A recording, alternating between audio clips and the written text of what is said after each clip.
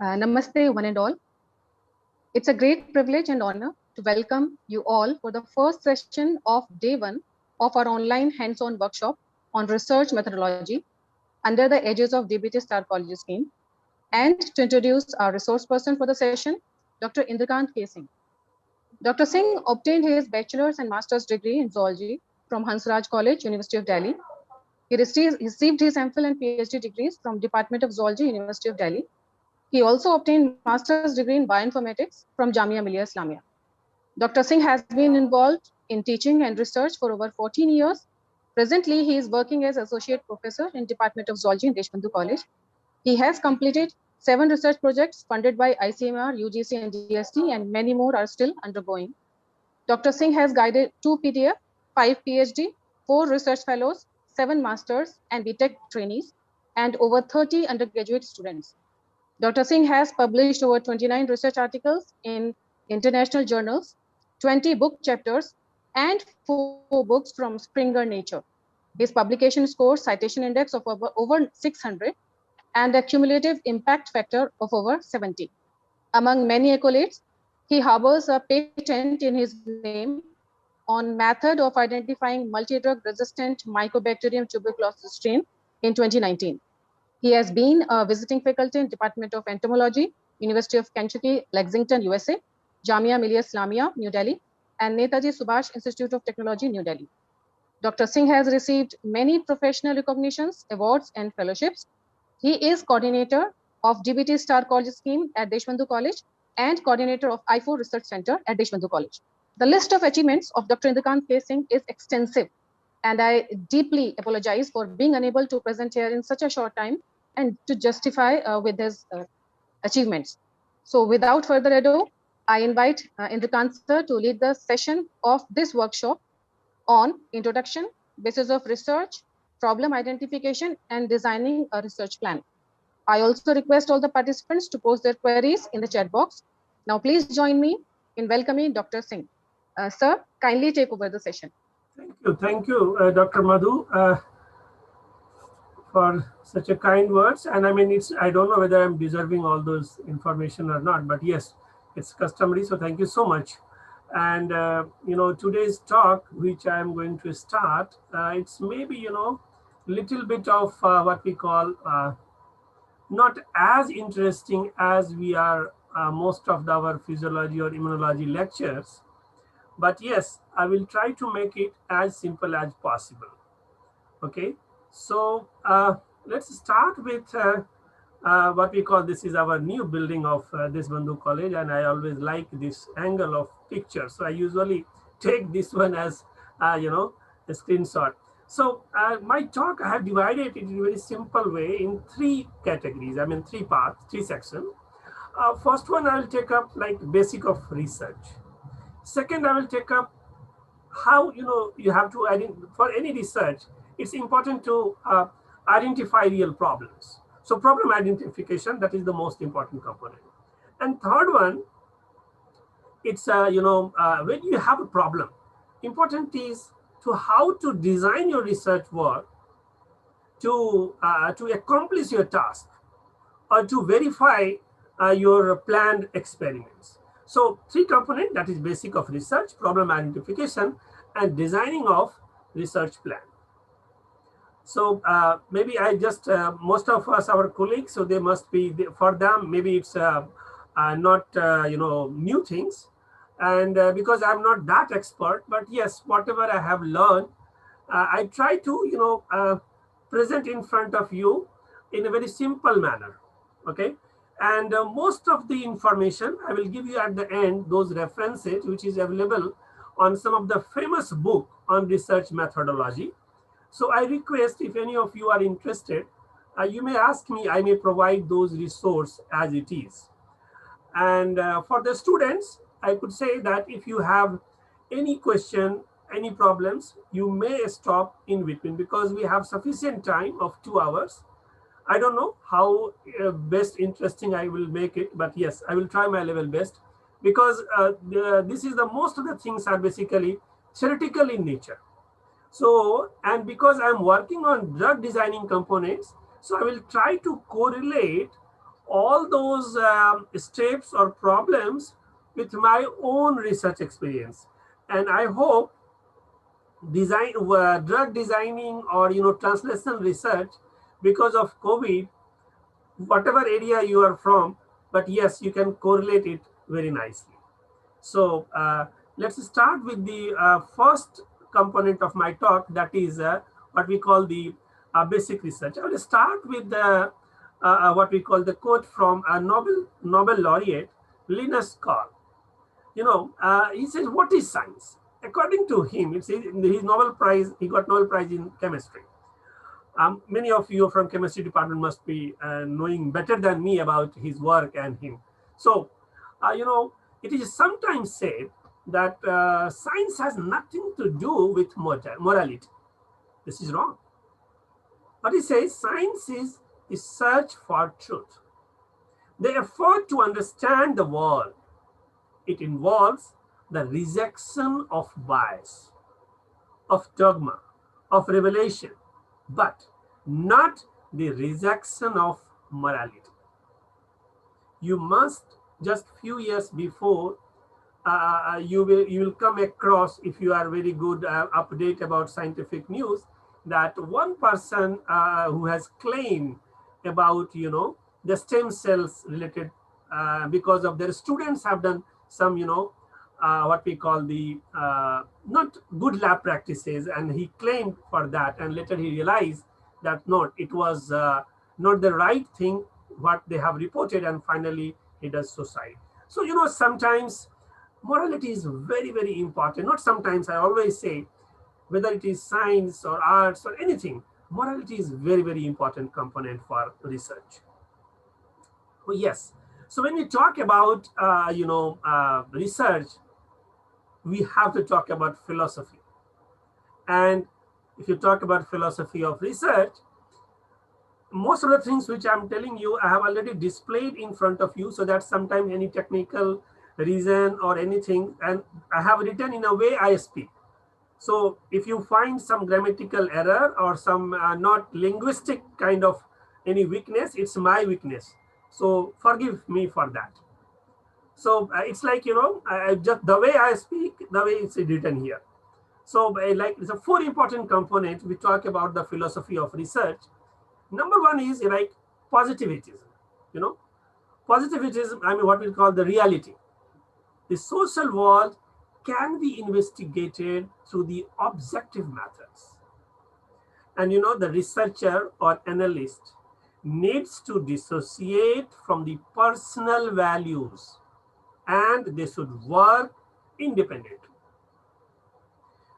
Second important phenomena is called what we call the realism.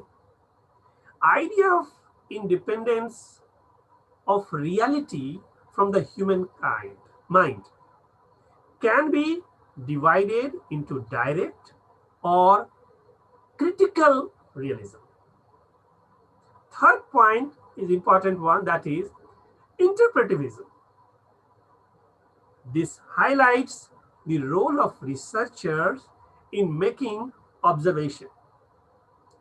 The research depends on the researcher's interest. Sometimes students came to my lab, said, I wanted to do research. Or I don't know whether that students have joined this or not. Just few days before, I got a message or I got an email from the first year student. And she has shown her desire, sir, I wanted to do research. How to go about it? Now, try to understand. It's complete. Being a supervisor or guide, it's not justified to tell you that, hey, you have to do this research or that research or find this. Important is if you have your own research interest, I will discuss later. The important part is finding a right problem is half research. Fourth, I could say pragmatism. It's acquired to the research question as the most important determinant in the research. Okay, so you have to find the research question first. You are interested in research, 1 point. what type of research you wanted to do. What is your interest area on that particular, if you want to do research. So these are the questions first you have to answer yourself, then you try to venture. Just for the sake of someone is doing research, your friend is doing research, or nowadays all the social media is talking about COVID. So you just wanted to do research. So first try to understand this philosophy of research, and then anybody could venture. And little bit or more, or this area, or everybody is doing some research. Even if purchasing something from the market, you are also doing some research. I will let you know how and where.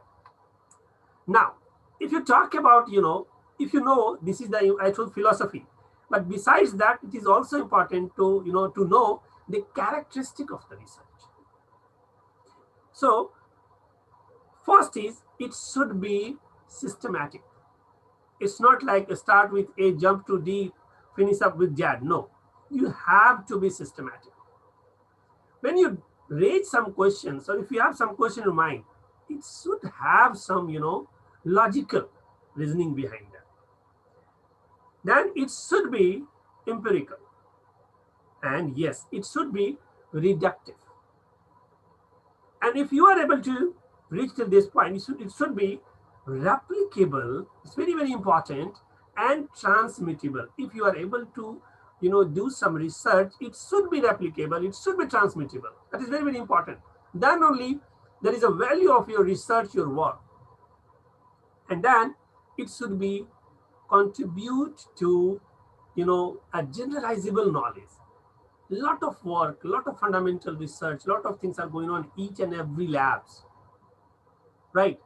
But the important is those fundamental things or aspects, or the answer which we have able to, produce, it should have some generalizable, knowledge. It should be some transmittable substance that is available for the general people, or the human welfare. That is very, very important. Okay. Now, again, the question comes, is everybody have to do translational research? No. Basic and fundamental research have their own importance. So I could divide it like three, like basic versus applied and versus translational.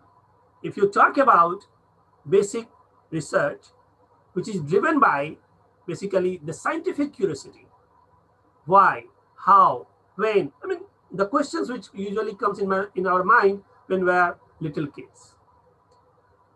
So by scientific curiosity, that is the aim to expand knowledge or explain a phenomena in a descriptive manner.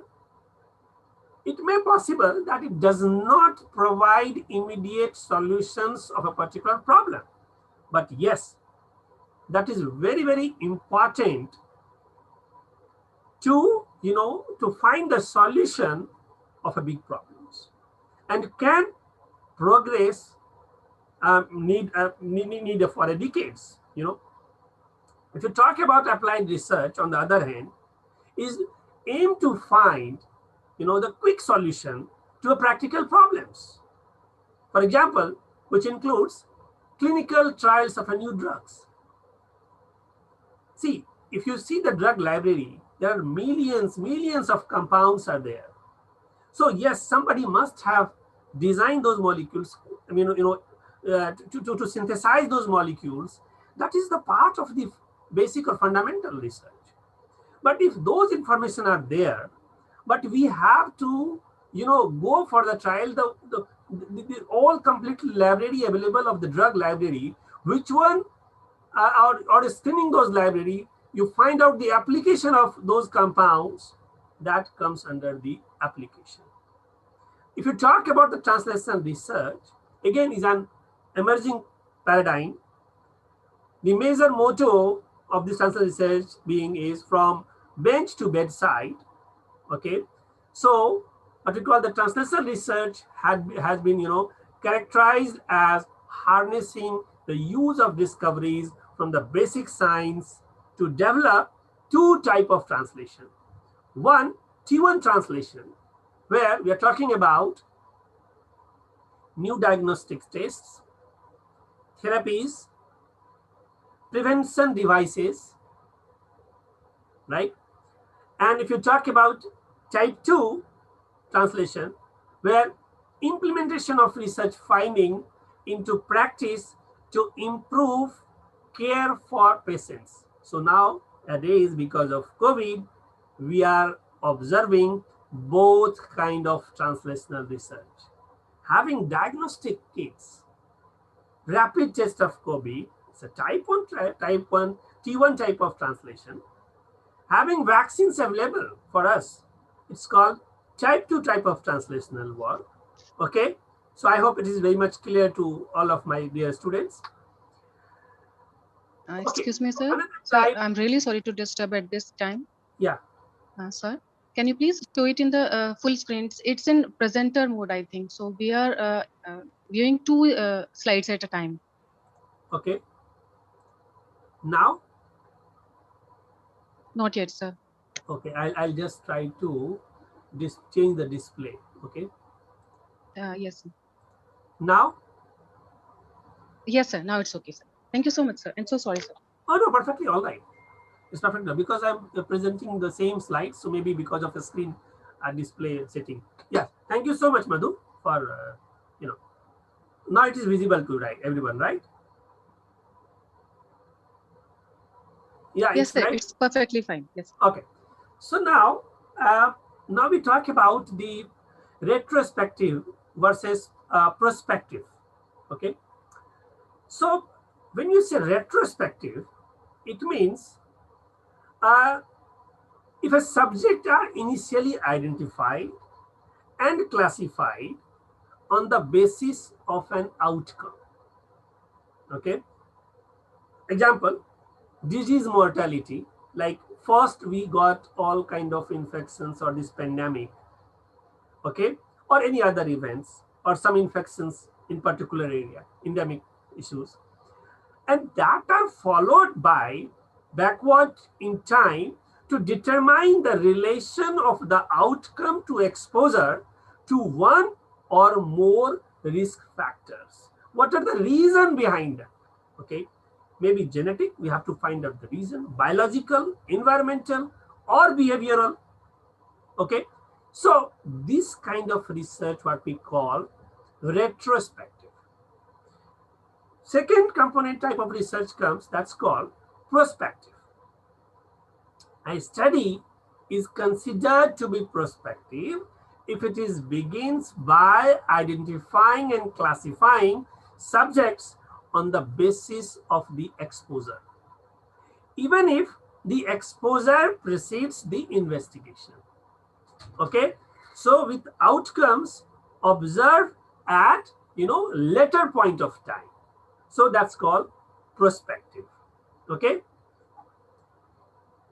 Other classification is what we call the longitudinal versus cross-sectional. Okay.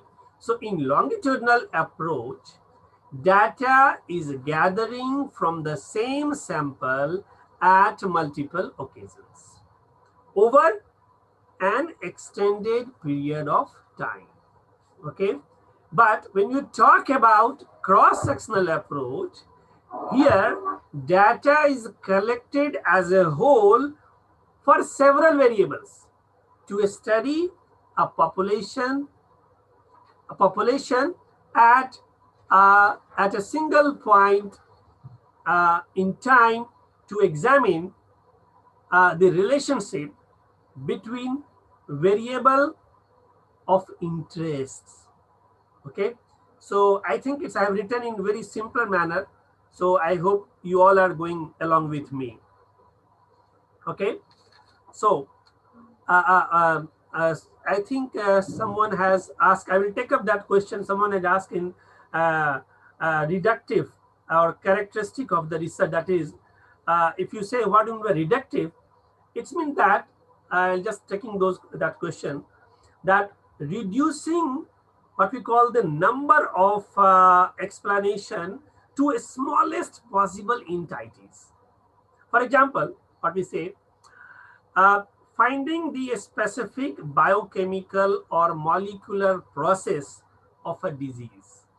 Okay, That's called basically a reductive kind of characteristic. Okay. So what I'm talking about is cross-sectional. Now, so next is again another classification of the research is like observational and experimental, right? So you see, I try to give you a general, basic of the research methodology, and you have to, decide what kind of research problems or what kind of research you are interested for, and which category under which your research falls. So these two approaches are generally differentiated by the amount of control that investigator has over the factors in the study. Okay, so in case of observational studies, factor of interest are generally naturally occurring risk factor or other factors not under the control of the investigator. Okay, so this is called observational. You can't control many of the variable factors which is around your the observation. The investigator may identify and measure, that is possible, but cannot manipulate these factors. Okay, but in case of, that is observational I'm talking about, but if you talk in case of the experimental study where the factors of interest are under the control of investigator and treatment can be manipulated. For example, you are working on for example, I'm looking at many of my botany friends. So for example, we wanted to see what is the impact of the variation of the in temperature in a particular plant growth or particular species of plant, or if you wanted to see the change in humidity is going to impact in the germination. So in control chamber experimental, where that is in our hand, how much you can increase or decrease the humidity, or increase or decrease the temperature, or increase the other parameters, whatever your plan accordingly. So that is in our control.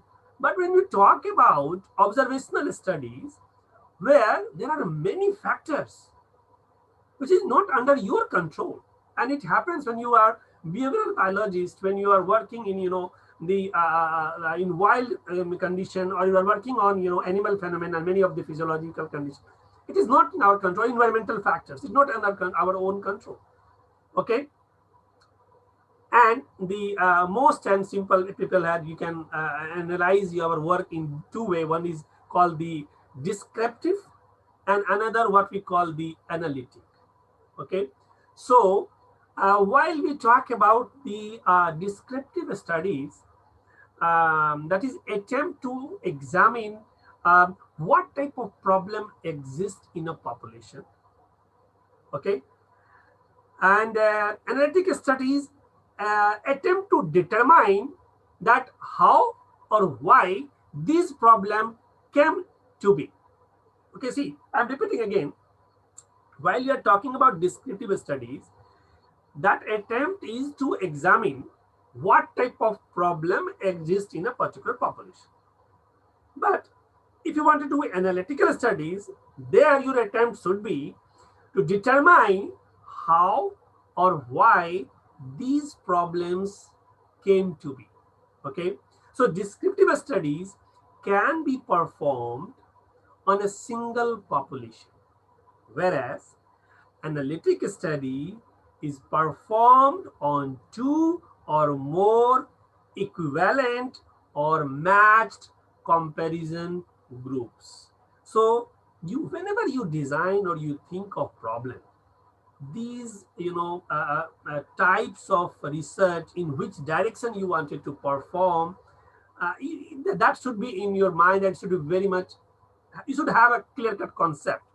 Okay, and yes, these are the research which we all are doing in even in our undergraduate level.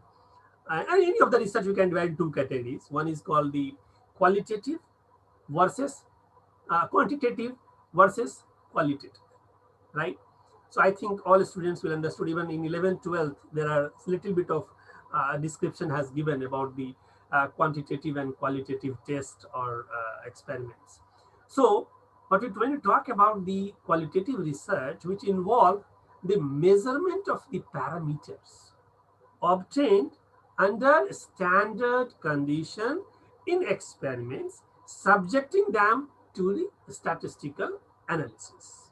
Very simple. So here basically involves the measurement of parameters under standard condition.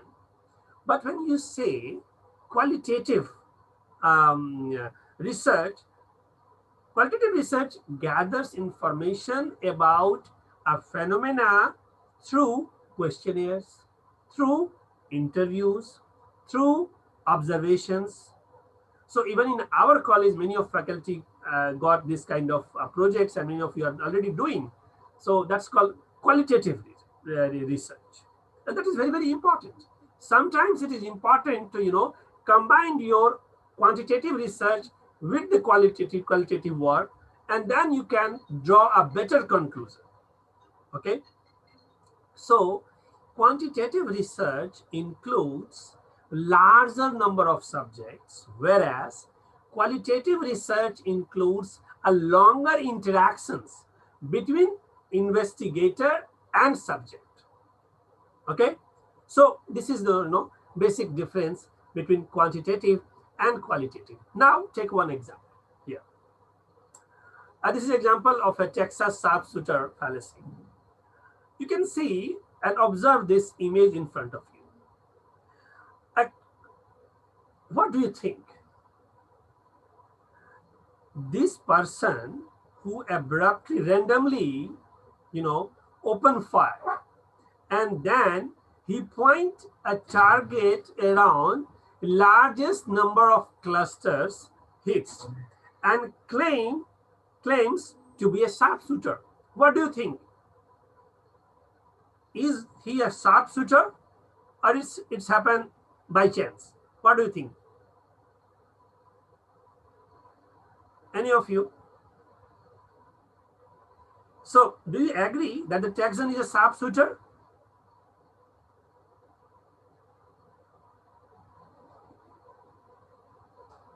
Yes or no? No response. So, do you think if they repeated his so-called target practice, he would again be able to get that many bullets in the same circle? We don't know. Okay.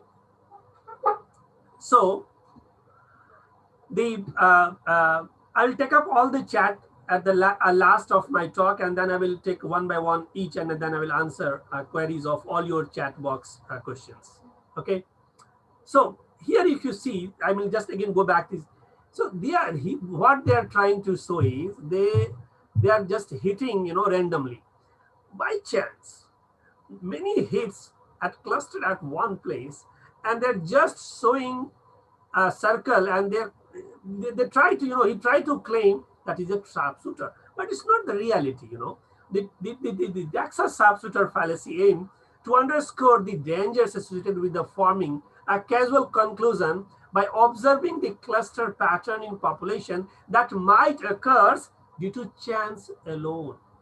So this has also been termed as clustering illusions. And sometimes, people does in science also, suppose they're performing a particular set of experiments 20 times, and twice or thrice he or she got some expected results. And sometimes what they do, they just left all those the unexpected results, only report the by chance reports, and claiming that this is the real one, because they say I have repeated 3 times, and all 3 times it is coming like that. But reality is different. Reality is they tried 20 times, 30 times, and out of that they're only reporting that 3 attempts. So this refers to the tendency of individual to interpret pattern in randomness when none actually exists, often due to an underlying cognitive bias. Okay, so we have to be a little bit precaution when you have to take precautions when you are drawing some conclusion on the basis of this. Now we should talk a little bit about the research and experimentation. You know, we all are performing while we are doing PhD, or when we are doing masters, or while we are doing any of these small projects. Experimentation is multi-step learning process. It's not like just switch on and switch off button. It's not like that. It shows formulation of hypothesis, and designing of experiments, and that will be followed by statistical analysis, interpretation, and communication of the results. And our this workshop has been, because I will not going to take all those topics in detail, but yes, I'll try to touch upon that it is the research paper writing, or basic design of the research, or the step by step for the research design, or I'll take up also a little bit about the statistical, how to use the statistical tools. But yes, there are experts coming up next, and they will next day or tomorrow, day after tomorrow, they will explain you in better, because I'm not expert in this area, but yes, I know little bit, so I'm just sharing my understanding about these research methods. Okay, so what is the benefit of experimentation? Experimentation provides new knowledge. It is systematic interaction between the theoretical concepts and observation, and that will lead to the new knowledge. The question is, whatever research we are doing, it need to be measured. So that's why I say, why do we need to measure those research? Whatever you are doing, do we need some kind of measurement? Yes. Measurement provides a precise estimate of the degree of relationships between those variables of your experiments. Measurement is thus a fundamental element in science, and it is like quantifications that provide magnitude in the terms of units. And in science, we particularly use SI system of measurements, the standard units. So here, if you see this image, all four, you can see, have a look for a 30 seconds. And if you see the first one, what does it show? All the points are, yes, within this circle, but all points are at different places. So what we say, it's low accuracy and also have low precision. But if you go the next one, you can see here, yes, there are low accuracy, but they are high precision. They are hitting at only one place. So if you see the third one, they are highly accurate, but precision is less. If you see the fourth one, you can see they are highly accurate and same time they're highly precise also. So reduce this uncertainty in the measurement, both accuracy and precision should be high. So I don't need to explain, but yes, I have already mentioned in the slides. What do you mean accuracy? The closeness of the measured value to the standard value. When you say precision, you're talking about high repeatability and reproducibility. Okay, so it should be to reduce the uncertainty in measurements. It's important to have both accuracy as well as precision. Now, what level of measurement? What are the levels of measurements? It may be nominal, it may be ordinal, it may be in the basis of interval, it may be in the form of ratio. Okay, so when you talk about nominal, it means you're talking about non-numeric variable. common example you can take, that categories of disease severity. Somebody have, mild infection, moderate infection, or severe infection, right? When you take it at ordinal level, so this depict the order of variable. For example, in a survey, if you're asking that your students, are you happy with the online classes? Someone will say yes, satisfied. Someone will say, okay. Someone say, no, I'm not satisfied. So, you are giving, some scale like 1, 2, 3, something like that, okay? Now you can talk about interval type. So here, it is a numerical scale that provides a difference between two variables, a kind of range, I hope basic statistics, the set theory, students we all have studied while we are in 9th or 10th also. And ratio, right? It's, accommodate an absolute, absolute zero, right? So when you say what we call interval means when you say like a Fahrenheit scale of the temperature. So if you say Fahrenheit scale, do we have zero value when you say in Fahrenheit scale? No, there is always have, kind of interval measurement. It's not like a 0 degree Fahrenheit. No. When you say, or another, when you say the ratio, it accommodates an absolute zero, because common example you can say temperature, Celsius scale especially. What you say? 0 degree or less than 0 or more than 0, right? So here we are talking about a ratio measurement, okay? So now a little bit about the verification of this research. How will you verify? So verification deals with the confirmation or disconfirmation of a statement via its testing. The testing can be direct or indirect. Okay. For example, so let's start with how to verify. Let's start with deduction. One method. So deduction means one deduces a statement from other given statements. So deduction methods. For example, I'm taking a student only. Like all lectures on research methodology are boring. अभी तो एक ही lecture मेरा ही boring लग रहा होगा आप लोगों को, बट मैं बोलता हूं ऐसा आपने किसी ने स्टेटमेंट दिया, दूसरा स्टेटमेंट बोला this lecture is on research methodology. So what will be the deduced statement? एक ने कहा all lectures on research methodology are boring, दूसरे ने सिंपल बोला this lecture is on research methodology. So deduced statement will be this, ultimately this lecture is boring, though based on two statements, third statement is valid but is not true because boring is a very subjective term, and also statement one is a bit of nonsensical.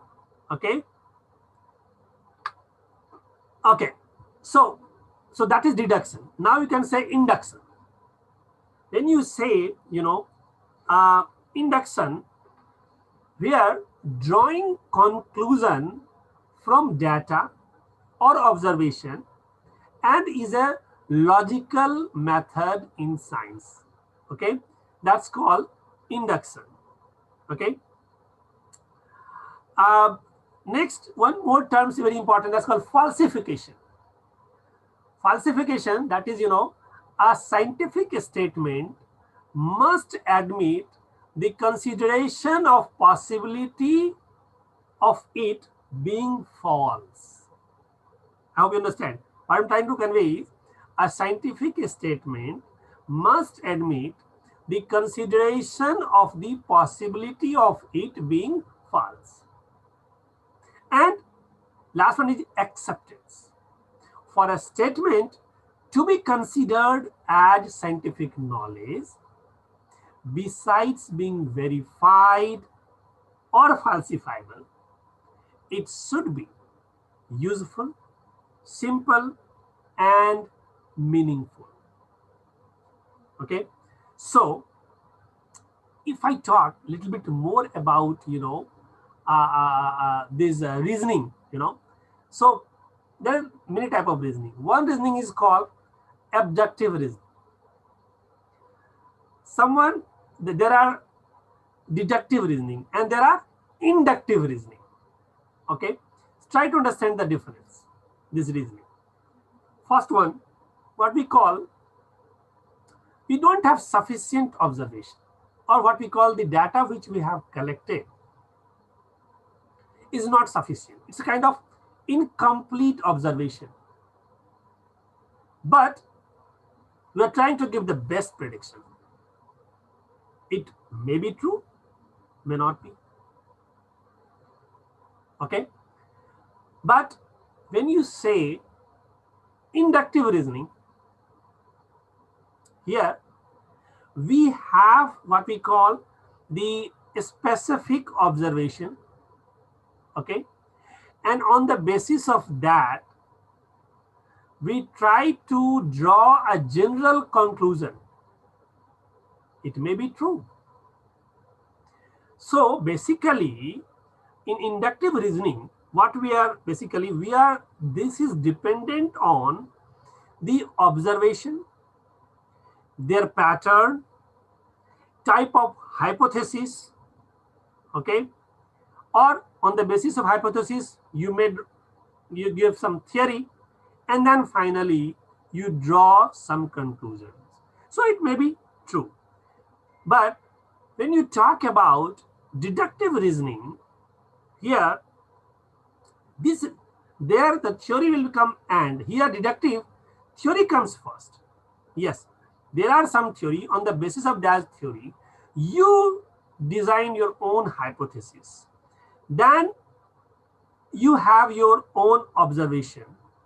You perform your experiments, and then you confirm it with your specific conclusion. So usually this deductive reasoning will always true, and that will give you a specific conclusion. So best reasoning will be the deductive reasoning. Okay, now what are those scientific methods to do this research? Okay, so a systematic procedure to carry out a scientific investigation. Always you have to be systematic. First step, second step, third. It's not like I told you, don't be, jump from one place to other place and try to make as early as, without having your convincing, your logical reasoning or data. You are trying to give your what we call the conclusion. No. Is there a standard approach to do research, and that is widely accepted by different natural sciences? That is very, very important. So characteristic of scientific method is basically, it is clearly defined purpose, detailed processes, well-planned design, ethically should be correct, limitation also should be highlighted, proper analysis done, and your conclusion should be justified, and that will reflect the researcher's experience. Okay, so now we reach to a place where we say, what are those basic stepwise research activities? So first step, it should be start with the observation on existing theory. That should be number one step. On the basis of your observation on the existing theory, you should formulate a hypothesis. Third step, that deduce your observable predictions. Then fourth step, design of your investigation. Fifth, you have to select the research objectives. When you have your research objectives, then perform experiments. After experiment, you have to collect data and analyze it.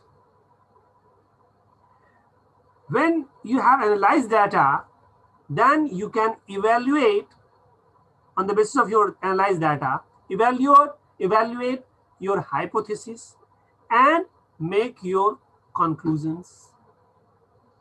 When you make your conclusions, you have to write your results in very generalized manner, And then if you have already followed step 1 to 9, then it's always good to publish your research, because you have done a wonderful job, wonderful work, wonderful research, and you have not published it. It's waste. No use of it. And same thing what I told you steps, but the steps which I have told you, those steps are basically what we call the interconnected, those designs. So first, that's why I have said reversible kind of sign you can see in all the steps, all the 5 framework here you can see. The research purpose or goal, again, should have, you should have research questions, and then you should have hypothesis. And hypothesis, if you want to validate, you should have, a conceptual framework as well as methods. When you validate, then again, you have to correlate with your hypothesis. So, vice versa, what I wanted to convey you, these 5 blocks in front of you, that is the research questions and hypothesis. Research, for any research, you must have some goal, some purpose. And for that, you must have some conceptual framework, right? And if you wanted to, find out, some answer, you should have some methods in your mind. And then on the basis of your designed methodology, you have to validate it. So therefore, I try to make, you can see here, this all, these 5 blocks are interconnected and you can say reversible kind of. So every steps you have to and fro, both. Now, the interconnection of, these study variables. I hope everybody understood independent variable and dependent variable, or independent variable and control variable, and in between it has written like a moderator variable. Okay, so it's all independent. Like when there are 2 variables and they are not correlated to each other, like height of a person and what we call maybe blood pressure, age, or maybe what we call the intelligence, maybe. So 2 variables which is not interdependent to each other. Okay, then there is what is called the intervening variables. Intervening variable, otherwise what we call mediators.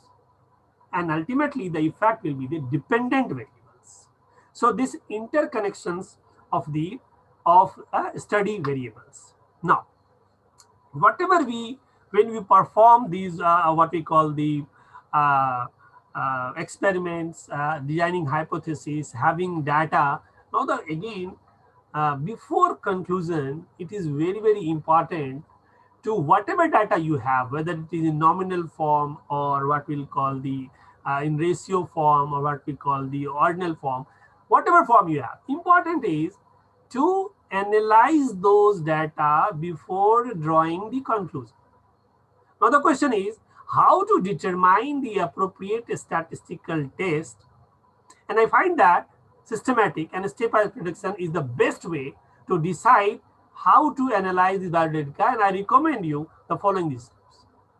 The first one, specify the biological question you are asking. That is the first and simple step. Ab, kya question hai, what you wanted to read? For example, आप बोलते हो कि भाई I wanted to see, for example, many of you are, if you are not from the biological sciences, for example, nowadays a lot of new models of vehicle are coming after COVID.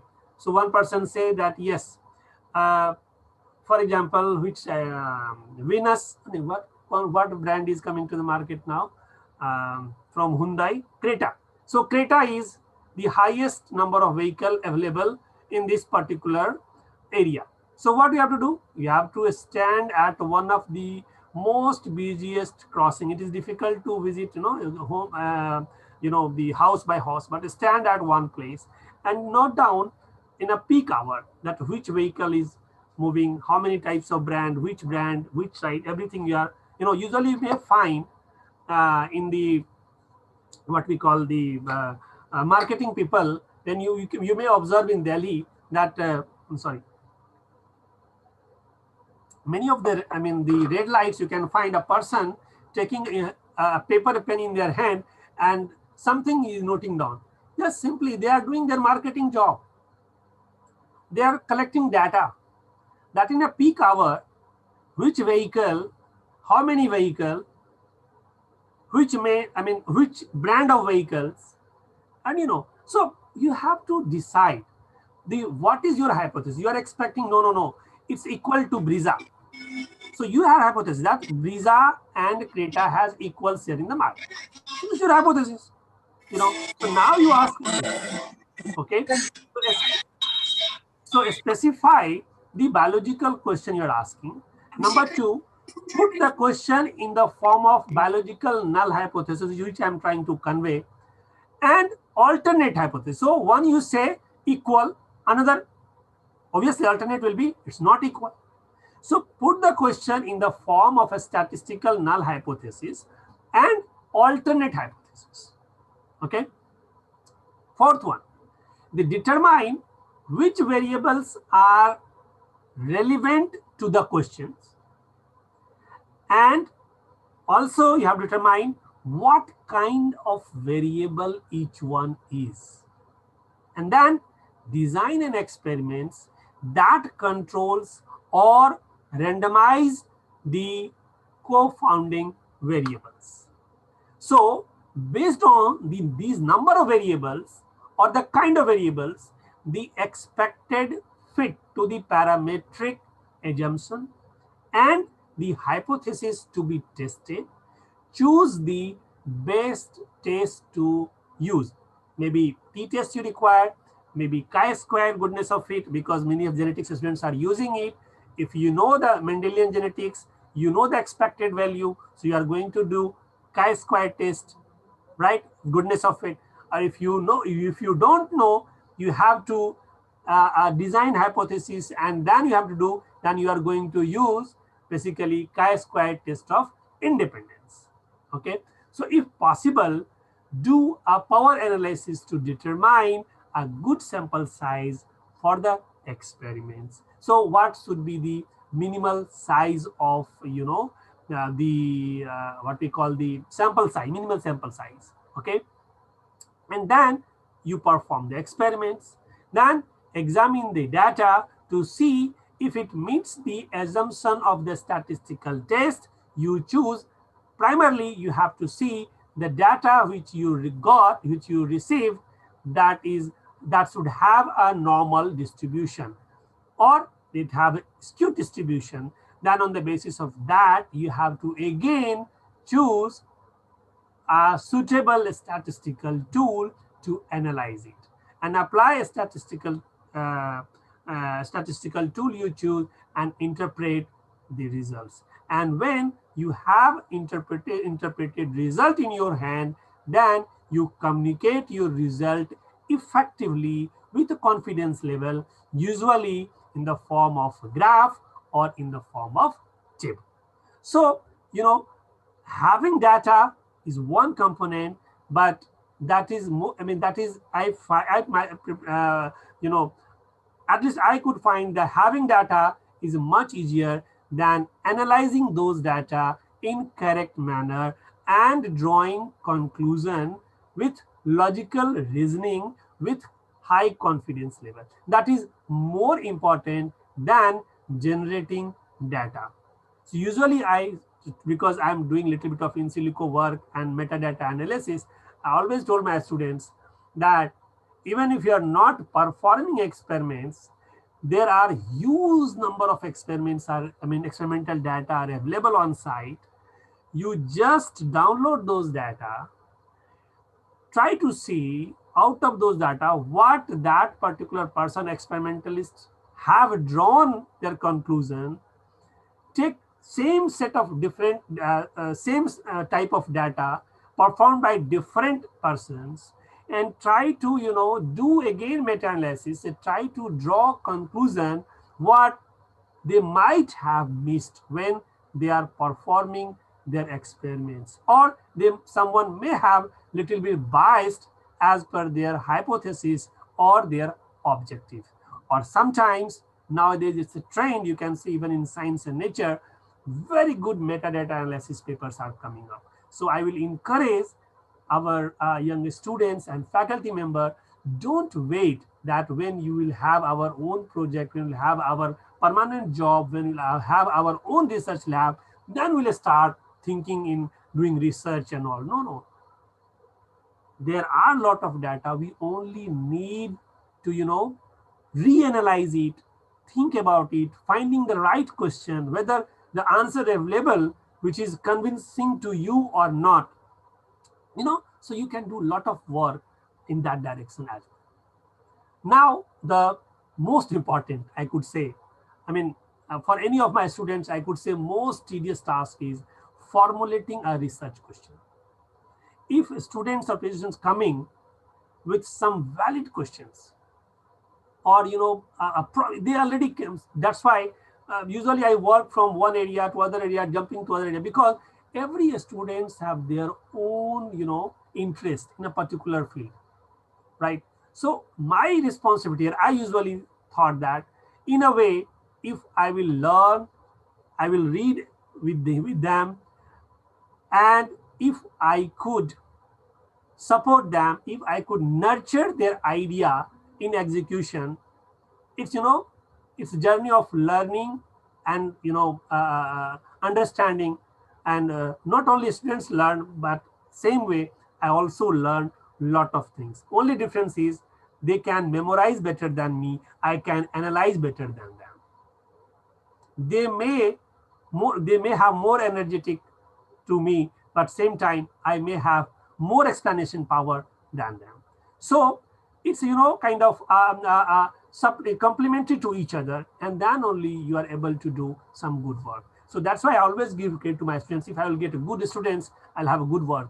So it's not only dependent on my caliber, it's also dependent on the caliber of the students and having a convincing questions and then logical solution, or with the right reasoning, then we'll have a good outcome. So the most challenging task for the researchers is formulating a research questions. So a successful research projects depend on how well investigator frames the research question. And that is, I'm telling you, this is the point where dependent on even getting grant is also dependent on these points, okay? So a well-formulated research question is the starting point of quality research.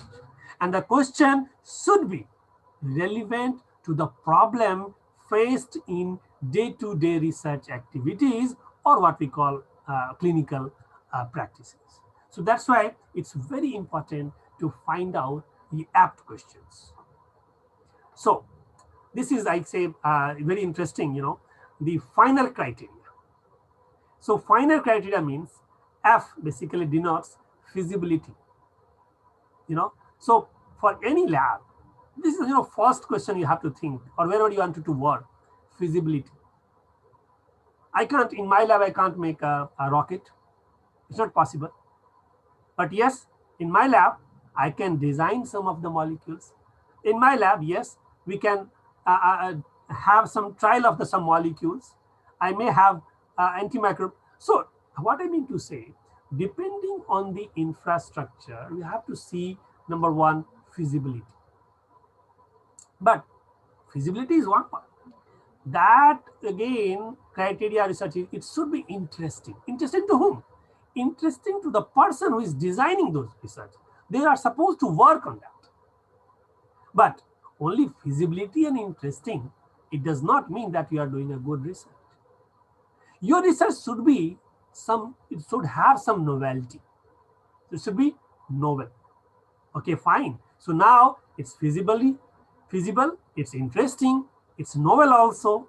But yes, one of the very, very important things is ethical.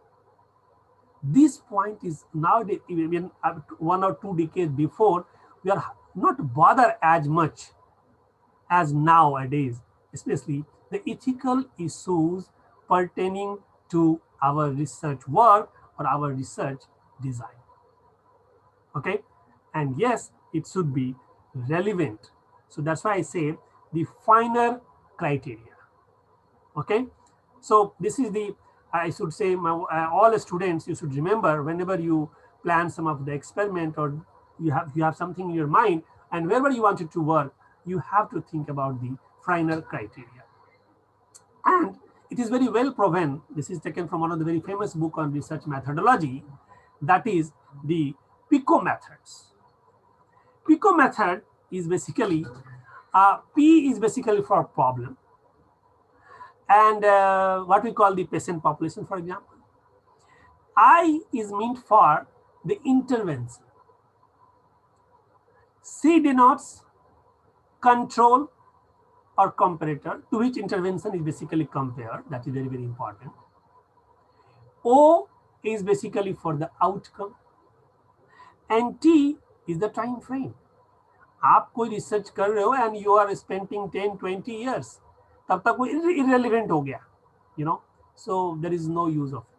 So also time frame is very, very important. That's why whenever you are submitting our proposal, whenever you are writing, designing some objective, we have to take into our mind that yes, whatever objective we are proposing, is it possible to execute within our time frame? Like many of us have already done 1-year project, like innovation projects. We all are already exposed with that. During our PhD, we must have experience of working under some of the projects. So there are some deadlines, we have to follow that. Okay, and yes, most importantly, study design. That should be statistically correct. That should be have some logical reasoning, having, you know, deductive approach. Okay. So now again, take one by one. That's called problems. So what is the age group of our interest? You know, should the search be focused on male or the female? I mean, because when talking about the patients, what we say, patient population. So in that patient population, what is the age group of that of our interest? There are patients maybe of, you know, younger to the older. So we have to think about that also. Should the search be focused on whether the patient is male or the females only? Now, for which specific disease we are talking about is information sought. Example, diabetes or acute myocardial infraction or acute myocardial infraction in diabetes. So, you know, simple one problems, you have to be very specific and try to find out what exactly, which problem exactly you are looking for. Okay, then when you, okay, fine, now you design your problem somewhere. Now need intervention. So in clinical setup, it can be drug, it can be therapy, or it can be what we call the surgical treatment. Okay, or it can also mean a diagnostic test. Okay, so in case where we are studying the disease progression, intervention can be presence of prognostic factor such as age, gender, morbidity, lifestyle, family, etc., etc. So these are the interventions, and you know, for any of the studies when you are targeting or focusing on some of the problems. Now, control and comparator. For any of the tests, we must have, a control population. So testing the efficacy of an intervention against a control help us to see if it is a significant or meaningful effect, whatever your treatment or drug or diagnostics, whatever the what we call the solution you are working in, whatever direction. So important to have comparison between the treatment and the control. So some example maybe include like comparison between the two drugs. How can you say this drug is better than that drug? So one, you have to see effectiveness, you have to see the side effect, okay? Then administration of the placebo for the comparison. अब placebo आपको पता है ना कि placebo effect भी देखना पड़ता है. कई बार आप जाते हो डॉक्टर के पास, when you visit doctors, simply when you doctor you use a stethoscope and say okay ये है temperature कितना है, he will talk to 2-3 minutes and you feel 50% you are relaxed. So sometimes the placebo effect is also. Comparative can be, gold standard methods or what we call the test. Okay, so these are the control and comparator. Okay, now what will the outcome? So outcome of interest is the dependent variable being studied. Because आपने क्या देखा था कि drug, इस drug particular drug से इस particular disease में improvement है नहीं है. Okay, so it is the effect of the intervention. A good outcome should be valid, reproducible, specific, and quantifiable. It's not like that placebo effect हो गया चलो ठीक है. No. You have to see it should be reproducible, it should be quantifiable. That is very, very important. So if you say some example includes like, will this therapy decrease morbidity or mortality?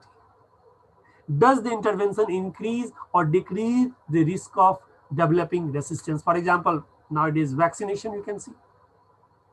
So you should have those data. Okay, so like abhi people say that there is no 80% people does not have any effect, so people can use, it's safe to take particular vaccines, for example, or 95% does not have any side effect, so people should go ahead for the vaccination. So you have to have, the convincing data to give or to counter the questions. Okay. For example, one for this PICO method, scenario one, you have, a female patient who has recently been diagnosed with SLE, and her rheumatologist say that, suggested she started or, a drug called Plaquenil for her joint, but she is interested in alternative therapies because she heard about a success of neighbor had with the turmeric tea. Hota hai na? Because doctors have given some medicines, but your nearby or near one say no need to take those injection or those medicine. It's simply just take a kadha and you'll be fine. Right? This kind of scenario. So patient with SLE, number one, the intervention is that turmeric tea. What is the control? Standard drug therapy. And what will be the outcome? Here, reduction of the joint pain. Right? So that's called PICO, common example I'm telling you. So question is, in adult patients with SLE, is consuming turmeric tea more effective than Plaquenil at reducing joint pain? If these questions have right answer, yes, you can go ahead with that. Scenario 2 or example 2. Now your patient has a history of blood clot. After they came to your clinic with the right, calf discomfort or the tightness, you are concerned about DVT, and your reminder reading about the limitation of the, duplex ultrasound or Calvin's, and are wondering if a D-dimer assay can help you rule out DVT more accurately. So where is the PICO rule? P is basically adults, I is basically D-dimer assay, C is basically ultrasound, and O is basically a more accurate diagnosis of DVT. DVT means basically a deep vein thrombosis, because patients have blood clots, no? So DVT full form is basically deep vein thrombosis. Okay, so it is basically commonly treated with the anticoagulants. So this is the anticoagulants. Okay, so you have to see, and you can use these PICO methods, and then you can design your experiments or design your research work. So after the planning of any research, we need to define how many subjects. So sample size estimation variable should be included in the study, and how the subject should be selected. So sampling method is very, very important. Okay, so if the optimum sample size is not taken, then the study would lack power to detect the significance difference. So usually in statistics we say if sample size is 30, it's quite enough. Or if you talk about drug trial, and again sample size is varying with the type of experiments or type of design of your experiment, or your work of your research. I mean, that depends. It's not that always you are taking the 30. So that varies as per your experimental requirements. Okay, so so question is nowadays how large sample size is large enough? That usually people ask the questions. So basically what we said, nowadays good and incomplete vaccine trial, how many people are expected to participate in such trials? That is people have asked the questions. Now sample size, this is the question someone asked me in the chat box. Okay, so sample size can be calculated by different ways. Number one, by using those formula, or with the help of computer software, or ready-made tables are already available, and other I could have tell you complete statistics, because that will be another lecture, that how can you depending on which statistical tools you are using, there n is equal to, it is defined in statistics, and two parameters you have to see, which statistical tools you are using and which type of experimental design you have. Okay, so that depends on these two parameters, and then you can come out with the sample size. Usually I teach my students like sample size is 30, then it's quite enough.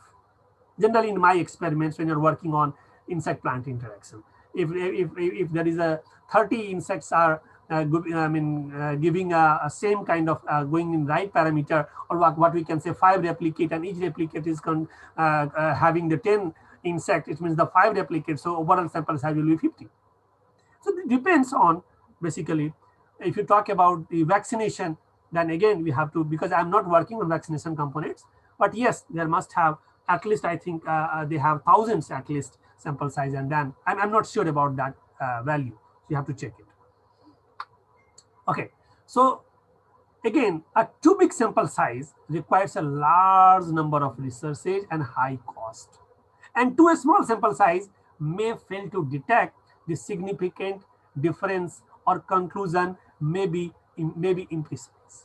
So that's why it is important to have a right sample size, and that depends on your experimental design and type of your experiments, and which tools or which hypothesis you are using. So depend on the funding and the importance of the research question, the heterogeneity of this population size value. Okay, so just a few minutes before talking about meta-analysis. This meta-analysis is nothing, basically, and meta-analysis integrates the result of all the small related but independent studies to give an overall mean effect. That's why I'm asking, this is a good way to start research without having your own lab. Okay, so meta means beyond, and it increases statistical power, because if a person have done a particular set of experiments, they have a particular set of sample size. But when you have taken 20 or 30 independent studies in the same direction, imagine having sample size of 30 into 20, and then you will able to draw some conclusion. Obviously that will be the better and more convincing conclusion than a particular individual or particular experimentalist have done before. Interviews and questionnaires, that is also very, very important. These are the type of self-reports where subject, or what we call respondent, provides information about herself or himself. Okay, so this is also very, very important. Questionnaires are basically written documents, while interviews are mostly oral.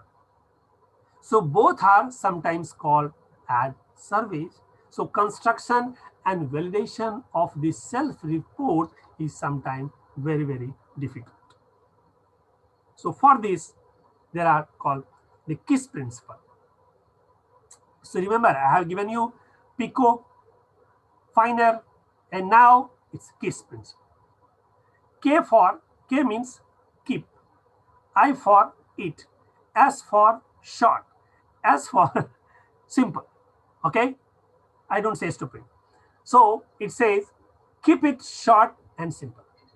So when designing questionnaires for surveys, it is advised to follow a simple design, because if your questionnaire is too long, respondent or object will not give you the right response. And sometimes if it is more complex, so redundancy and complexity should be avoided, because otherwise you will not get the unbiased answer. So that's why I say KISS principle is very, very important for questionnaire. And yes, another important aspects before designing or performing any of the experiments or research is the importance of literature review. An organized what we call the literature search help us in finding answer to our question of interest. Sometimes what happens, we think, oh, what idea I have, that's a very novel idea. But when you search Google, you'll find, oh, it has been already done. Someone else has done. Or the direction on which you are thinking of, maybe in wrong, or maybe in right, maybe already have done, maybe nobody has done. So yes, importance of literature review have a lot of impact, And PubMed is one of such resource where user can search using keywords, or more appropriately by using the medical subject heading, whatever, your choice. Because I'm related to a little bit of health science now, so I was usually using PubMed. So while searching, and selected keywords can be connected using the Boolean operator and, or, not, etc. And since the data is not centralized, other databases such as Medline, Embase, Cochrane, or other must have simultaneously searched together. So literature, or so ultimately you can see, or, so they will give you both. You understand the set theory, A or B. A here, A and B. So this search will give you both, either this or that. So both will give you. When you write and, so it means they only give you the search fetch that have the both. And if you say A, not B, then they will give you only A, excluding the B. Okay, so you can say easily here the what kind of search we are basically using. So your literature search strategy will also give you a good quality of your literature search, that depends on how best you are in using your Boolean operators. So this is the normal, you can see a simple screenshot of the PubMed site, where anybody can go and search here in this search box, and you will have answer. But it's always better to refine your search, so that will give you a directional outcome. Okay, so same way it's an Embase, where also you can it's based by Elsevier, so there also you can find the right paper by using this filter search, or by using the Boolean operators. So I always say that in science, publishing of your research is very, very important. And this Sir William Osler rightly said, this in science, credit goes to the man who convinces the world, not to the man to whom the idea first occurs. Okay, so it's very, very important that if you have some idea, even if you have some good observation, you should write a general article, you should publish it somewhere. Okay, so being a biologist, and you all know about Mendel's and what we call the father of Mendel's, he has not published in Nature and Science, and published in very small magazines. And now, because of this publication, people know, people start working in the under, the hypothesis or the theory what he has given, and now we all are still following. See, so importance of the scientific writing, that is another aspects, very, very important aspects, that scientific writing is an indispensable part of the scientific process and communications. And it is a powerful tool to make your research accessible and have a potential effect on the scientific community. And in professional world, scientists are evaluated by the quantity and quality of their publications. It's a good or bad, I will not go into that direction, but yes, we all got evaluated by the quantity as well as quality both. So achieving a good scientific style, how will we achieve this style? So you should design a logical plan and order. Write a short and simple phrases. Don't write a big sentence. Always write in direct expression. That is advisable by most of the renowned journals. Subject plus verb plus complements. It should be direct. Use precise and effective words.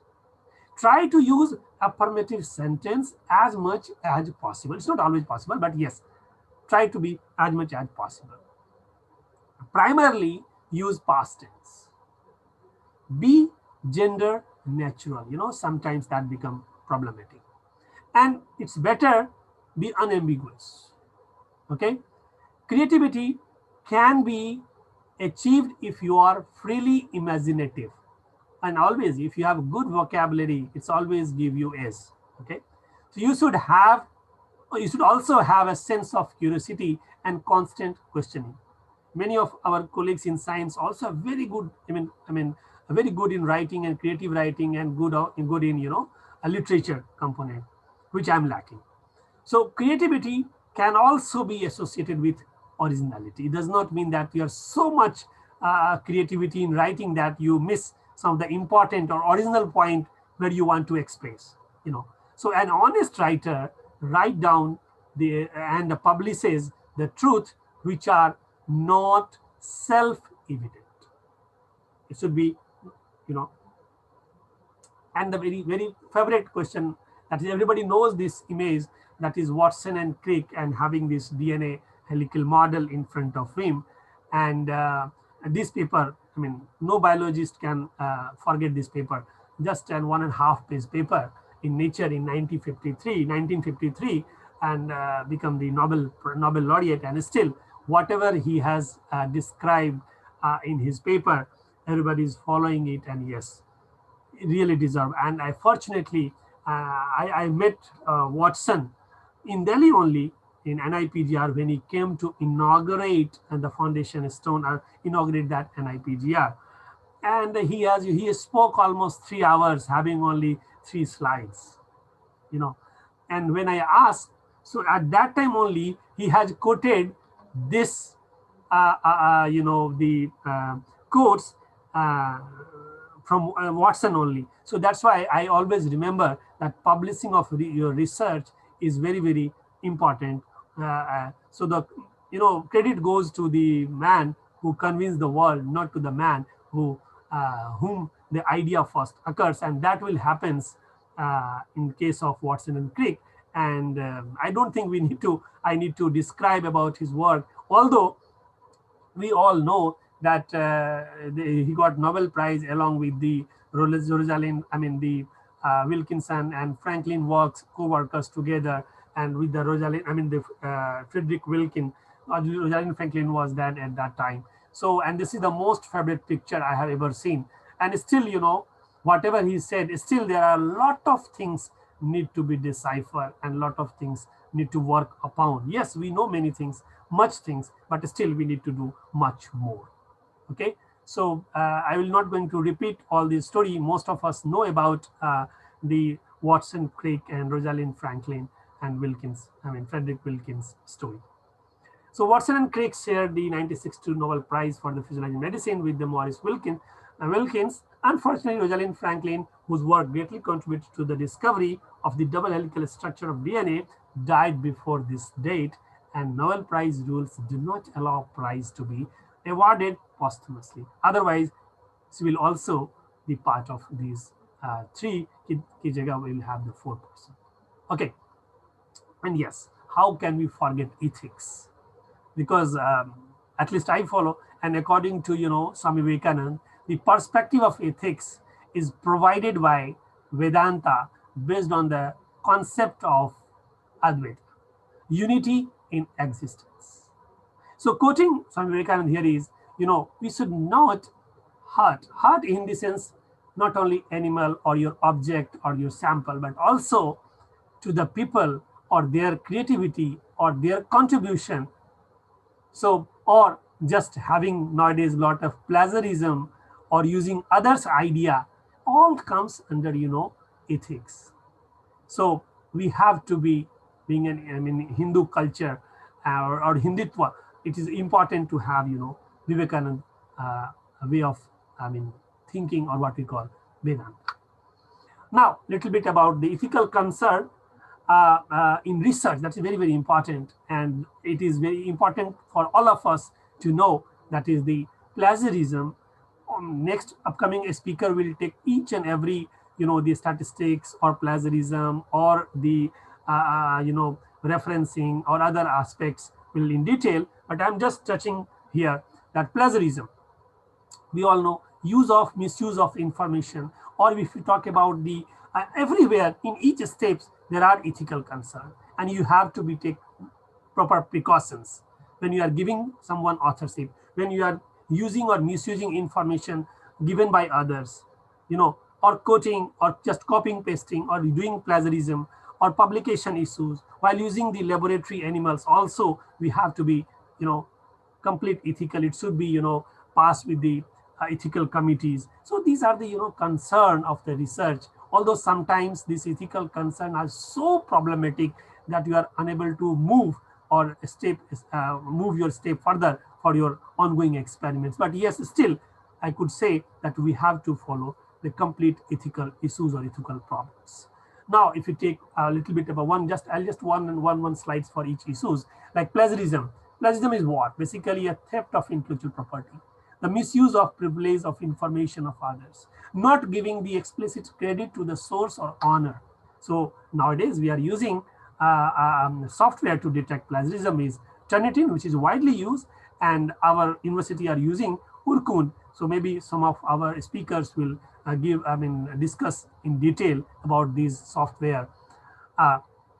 Then I'm talking about use and misuse of the information. So all the relevant information should be, reported. It doesn't mean that if some information is suited for your hypothesis or your work, you are citing them. If some of the information which is against your hypothesis or against your work, you are not quoting them. That is not good. So data that contradict one's conclusion must also be reported, and you should have your convincing discussion or reasoning to convince or present your idea. Okay. So falsification or fabrication and plagiarism must be avoided, because in science, if it is not repeatable, it is not transmittable, it is none of our use. Okay. So avoid dishonest and willful sorry. So avoid dishonest and willful misrepresentation of the research findings, and obviously most importantly avoid biased and inappropriate research methodology. So your method should be unbiased. Sorry. And authorship. Nowadays it's very common to have ghost authorship. So authorship is highly shorted attribute associated with the recognition, and this spurs the possibility of unethical practices of honorary authorship. gift authorship, ghost authorship, because someone need, you give name, you need, someone gives your name, you can, but there should have some intellectual inputs in any form. It's very, very important. Someone should edit it, someone should write it, someone should experimentation, someone should design. So if there is some contribution, it's absolutely fine. But there should not be any unethical practices. Therefore, we should make sure that each person listed as an author should have participated in the formulation of the research. Author that does not meet the criteria should not be listed. You can acknowledge if they have not contributed in the research. All co-author must agree when you are ordering or when you are submitting your work. You know, sometimes what happens that people have given their name and later they reported that no, it is without my consent, I have not performed. Or some, if issue were raised negative, then people say, no, I don't know who has given my name. So it should be, all the co-author must agree with ordering or, submitting of any of your paper. Another important is duplicating and multiple submission. Same manuscript should be under review under different journals at the same time. That is not good. And I know many of the, I got some of the papers, that same paper has been presented in one program in Delhi, same paper, same poster are pasted at somewhere else. This is completely unethical. And most have given the name salami publication. You know what salami publication? If someone is non-vegetarian, salami, chop off one work, first publish, again chop off in slicing data in single research study into different manuscript. Such is not good. Always present a story. Okay, it should be understandable. It should be useful for the for reader. Otherwise, it's got disconnected with the work what you have done. Okay. So while using lab animals, this is the most important ethical issues, respecting the dignity of the laboratory animals. A good lab practice should be there, using the minimal number of required experimentation. So that's why there is you have to pass with the bioethical committees that if you need a 10 mice, you should be and justify that why you need 10. Is it possible to complete in 8? Okay, so if alternative methods are available, we should use them in priority. So value of research should be balanced with the pain and suffering of the lab animals. So as much as possible, the risk of suffering must be minimized. And so conclusion, I could say that besides the formulating a good research problem, good research depends on the resource capacity you have. It depends on the space, time, workforce, funding, samples, instrumentation facilities, and also a good way forward is healthy collaboration, which I believe disciplinary or interdisciplinary. Nowadays, always good to have interdisciplinary collaboration. And I could say I have used, these are the references, some of books which I already have if someone need, except the what we call the, yes, I have almost all. So from there, I extracted this information and some of my own experience I have shared with you. So, and thank you so much.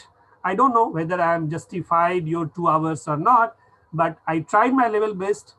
Although I'm not expert in research methodology, I'm not professor in this area, but whatever I understood, I try to present in front of you. And so I must thank DHR ICMR for giving me this fellowship. And these are my, collaborators, because of whom I am doing my small work in this Bandhu College. And yes, major credit goes to this workforce.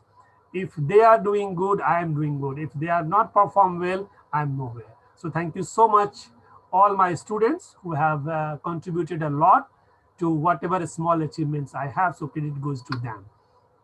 And these are some of my students. And yes, I need to do a lot of things. I try to do many things. Sometimes people say that I'm jack of all, master of nothing, but I'm happy with that because I always try to learn some new things, and I'm happy with that. Thank you so much for your kind attention. And now if you have any query, I'm sorry I've taken long, I hope. Yes, and now over to Madhu. Thank you, sir. Yes.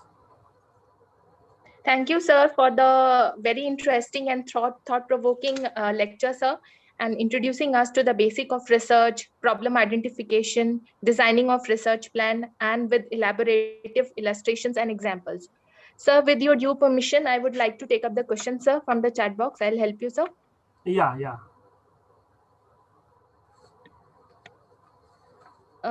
Sir, the first question is from Mr. Rahul Kumar. Mm-hmm. He asked that qualitative research is Mm-hmm. based on questionnaires. Mm-hmm. So if the population size participating in the survey is small, won't our result be biased? Which kind of research approach is better or preferred in solving research problems in science? Okay. So, qualitative research is performed on the larger samples. Okay. So might provide, accurate results, but it has its, disadvantages. Some topics are too difficult to quantify in numbers. Examples, if you say human behavioral studies, how will you quantify, right? So in such cases, qualitative research works is good, and it helps in deeply probing and obtaining rich descriptive data about what we call the social and behavioral phenomenon. Okay, and conclusively, both research approaches can be preferred, and it totally depends on your study. Okay, so I can't say this one is good or this one is bad. It depends on your plan of research. Okay, so sometimes we have a limitation that we should go for qualitative, or we should complement quantitative research with qualitative work. Okay. So there is a third part to this question also, sir. Do both qualitative and quantitative approaches have some advantages over one another in research, sir? Yes, obviously. Yes, absolutely, yes. Mm-hmm. Yeah. So he further asked that how large sample size is large enough? Does it vary from experiment to experiment? Yes. Nowadays, I have given the answer while I was talking. I have seen that question in chat. So I have explained, that it depends on which formula you are using, which tools you are using.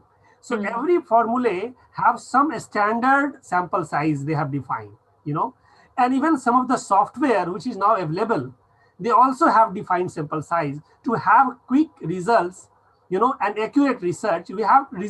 We have to follow that tools and techniques and your experimental design. So it's vary with experiment to experiment or problem to problem. We can't fix that. Yes, every time we have to 1,000 sample size. No, it's not possible. Okay. So, and sometimes, many of the standard tools already have tables available. When you see the literature, they have given that if you wanted to do these tools or techniques, you have to follow this number of, sample size. That will be the advisable sample size. Sometimes, sample size is difficult to have the standard which is required. In that case, you have to do the, what we call the moderation, data moderation also. Yeah. Sir, he further asked, actually his question is about the incomplete vaccine trials. They look good and incomplete vaccine trials. He is asking that how many people are expected to participate in such trials to call it a successful trial? I am a bit curious. He is curious about the various vaccine companies who are carrying out the trials on different population sizes, which are also creating controversies. No. So maybe he is referring about the current vaccine, corona vaccine. Yes. So, the low,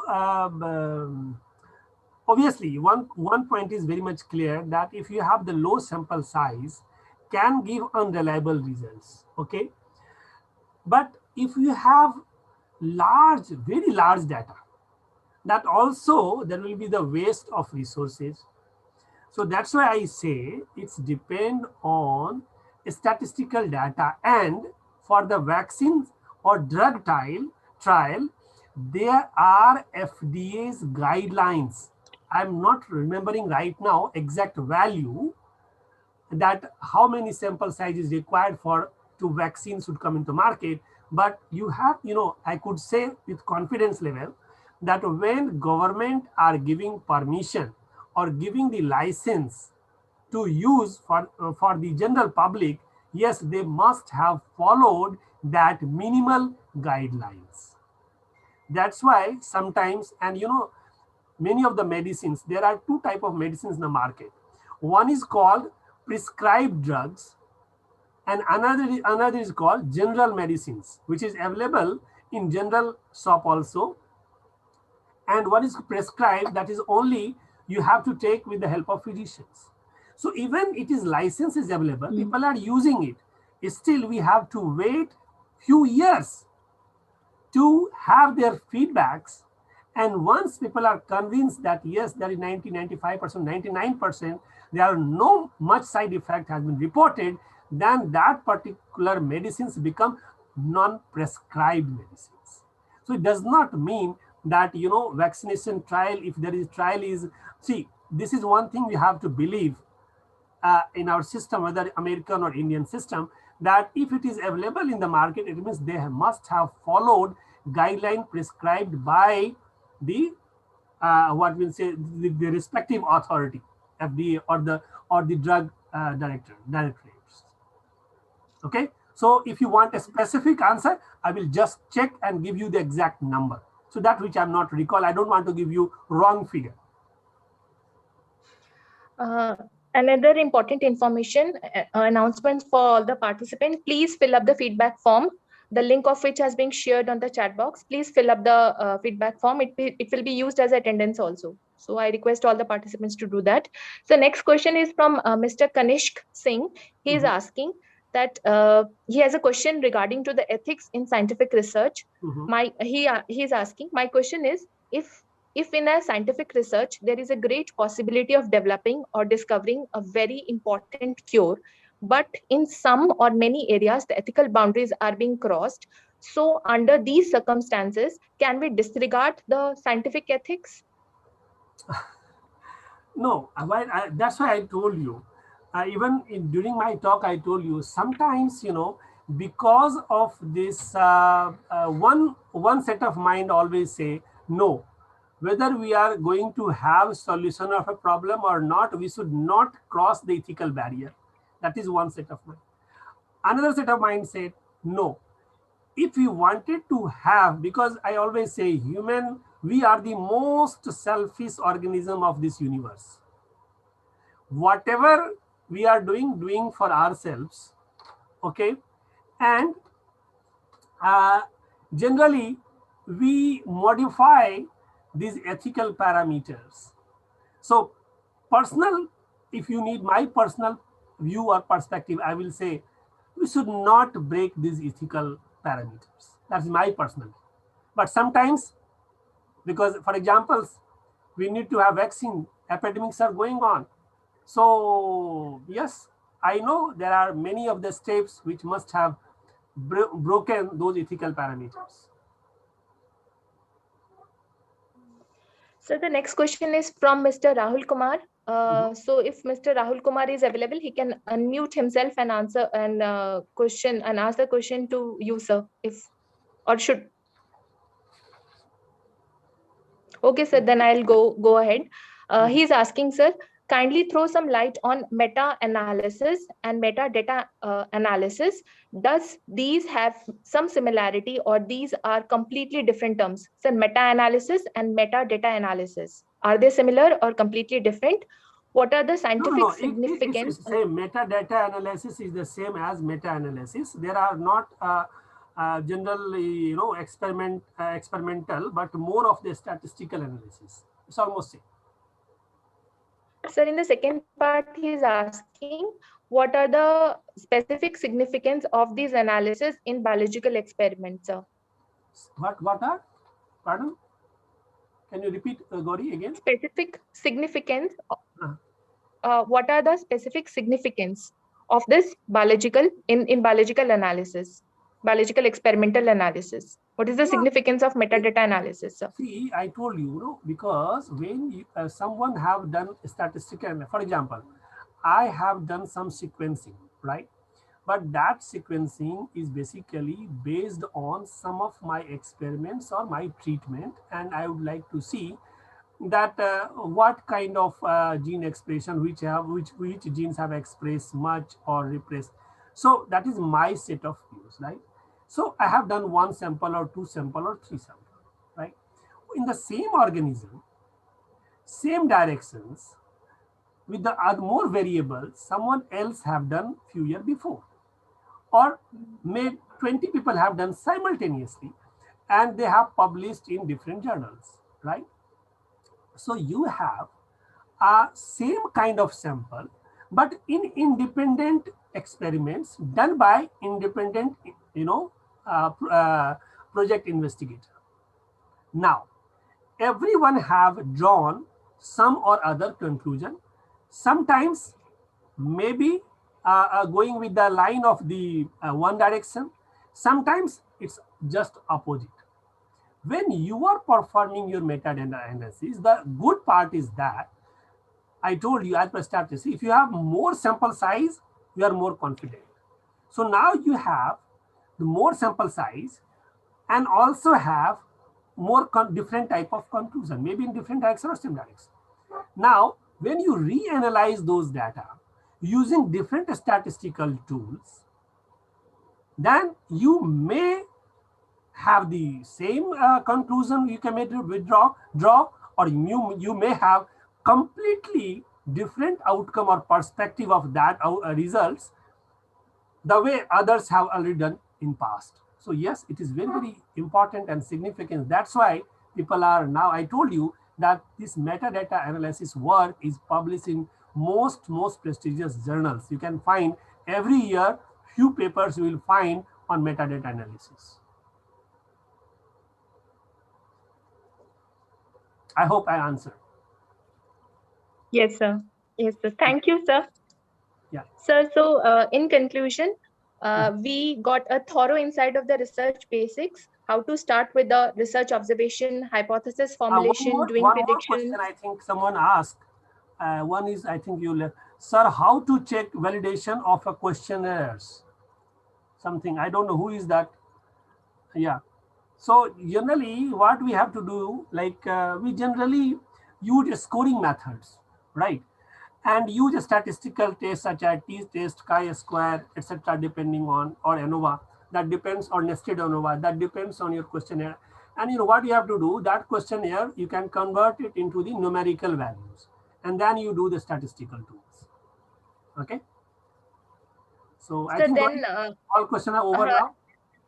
No, sir, there is another question also from Shubham, Mr. Shubham Saroj. He's asking that which is the best research methodology book which you recommend to the research students in global perspective? I have given that's a 4 reference. It's your interest. All of them, I can again revert my slide. Can I share my slide again? Yes, sir. Yes, sir. Okay, so I could say this one. No, just a moment. This one. Now you can see.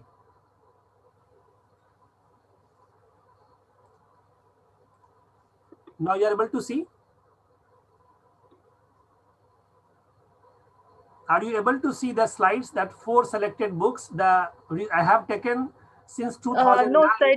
Yes, sir. Yes, sir. Now the references are visible. Yes, sir. 4 references are 2009 visible. to 2021 recent one. So it's your choice which one you like, because each authors have described it in a different way and their own way of presentation. Okay. Yeah. Sir, there is another question from Miss Meenakshi. She's asking that if our data has some percentages of a population, is it better to report percentages, or we can report chi-square analysis between observed and expected proportions? Yes, both. Depends on tools which you are. Depending on tool which you are using. Okay. Yes, sir. Yes, sir. Thank you, sir, for patiently answering all the questions, sir. Oh, yes. There, I mean, if I'm not unable to answer, and if you have any query, you can write me on email, because I told you that I'm not expert. I am just a little bit more experienced than you, my dear students. So that's it. When you ask more question, I will read more, I will learn more, I will revert back to you again. Sir, yes, sir. So I will conclude again, sir. So we got the very interesting concept of finer criterion, PICO method, and case principle. It was very gripping session, sir. We got the intricate details of measurements, its verification of the result, concepts and reasoning, significance of doing a systematic study, doing a scientific investigation, the emerging concepts of metadata analysis, strong literature survey on electronic medium, and scientific writing. We also got to know about the ethical norms, plagiarism, authorship issues, and the use of experimental animals. So, sir, again, I want to express my sincere gratitude on behalf of the organizing committee to you for taking out the time and making this show a successful one, sir. Thank you. And Thank you so much. I mean, rather, I should thank all the organizers to giving me this platform to share some of the information with my students and my colleagues. Thank you so much. So it was very nice, sir. Actually, we got to know so many things, although we are doing research from so many times, but still many things were not, we were not aware of it. So got a full view of everything. Thank you, sir. Thank you so much. Thank you so much. Thank you so much. I request all participants to join tomorrow, almost by 9:45. Tomorrow, the next session is scheduled at 10 a.m. So please join the session 15 minutes before the starting. And thank you for your patience. We will all meet tomorrow. Please take care. I guess we can break off now. Okay, thank you. Thank you.